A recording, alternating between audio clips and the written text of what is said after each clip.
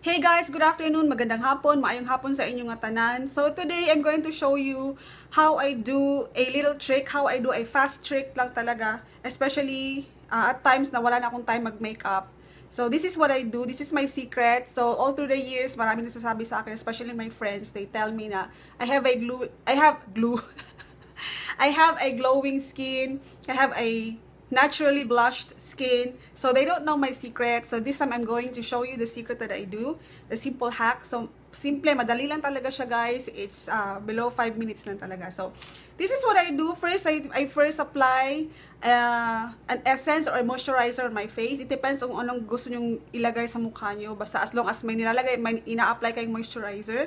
So for me, ang i-apply ko ngayon is itong bago kong favorite. This is from Etude House. Ito, Wonder Pore Tightening Essence. So this is good for me kasi nga hindi na ako bata, so I need an essence to tighten at least my pores.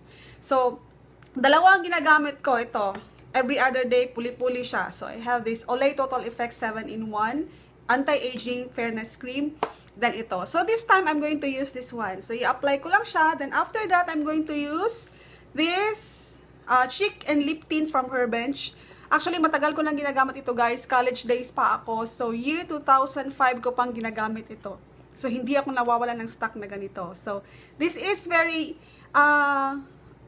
affordable lang ito siya guys. I don't know the price, pero hindi talaga aabot ng 200. As in, talagang affordable lang siya. After this, I'm going to use this powder from Mary Kay. So, dati talaga, yung Johnson's Loose Powder ang ginagamit ko. Pero ngayon, I will use this one. Okay, so here's what I do. Ganyan, kailangan lang talaga na may,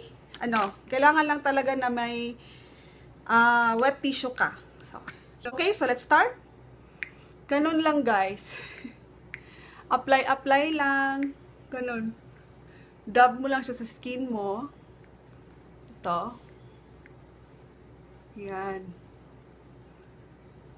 Wow. According to yung sa mga nababasa ko, ang gamitin mo daw sa face mo to apply a moisturizer, anything sa face mo is ito daw, itong dalawang ito. Ang lalaki naman ang fingers ko. Yan daw.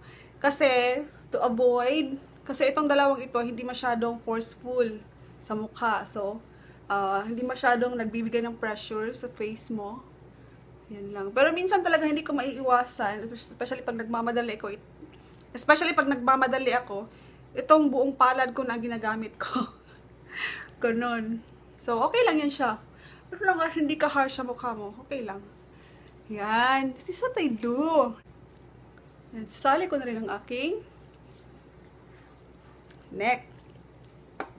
After that, pa-dry up ko lang siya konti. Konti lang. After that, kasi naman itong lip and cheek tint na to, kailangan din minsan medyo moisturize pa yung mukha mo para talaga i-absorb niya yung ito siya. So ito lang. Wala talaga akong proper technique. Walang proper, basta apply mo lang siya ganon. It looks funny, 'di ba? Pero ganon. Itong ginagawa ko, guys. Ganyan. Circle, circle. Yan. Yan. Ayan. Sometimes maglalagpas yan siya talaga. Magsasmudge. Basta, meron ka lang standby na wet tissue. Ganyan. Ganon. To make it even. Make it even on your, So, ganyan lang. So, look, di ba? Para siyang natural na natural. Ayan, ihahawi ko ang light. Ang curtain ko. By the way, guys, I'm just using a natural light from my window. Yan. So, ayan. Clear ba? Yan. So, para siyang, ang effect niya, parang nasinagan ka ng araw. Para kang, sun-kissed ang dating mo. So, natural na natural. So, ganyan lang ginagawa ko. After that, I also put this one on my lips. Kasi nga, lip and cheek tint nga, diba? So, ganun lang. Ganun. Idadab ko siya. Ganun lang. Huwag mo lang masyadong ilagay doon talaga sa full mo talaga, doon sa buong lips mo talaga. Kasi, para mukha siya talagang natural. Doon mo lang ilagay sa parang inner mo. Inner na area ng iyong lips. Ayan, di ba? So, okay na siya. So, ang next, as simple as that. Paspas kayo siya, guys. Yan lang. Oh, magpa-powder na ako. Anyway, this is from Mary Kay. This is a pressed powder from Mary Kay. So, hindi na kailangan ng foundation brush. Yung ano lang, itong simple, itong sponge from the pressed powder itself. Ganun lang.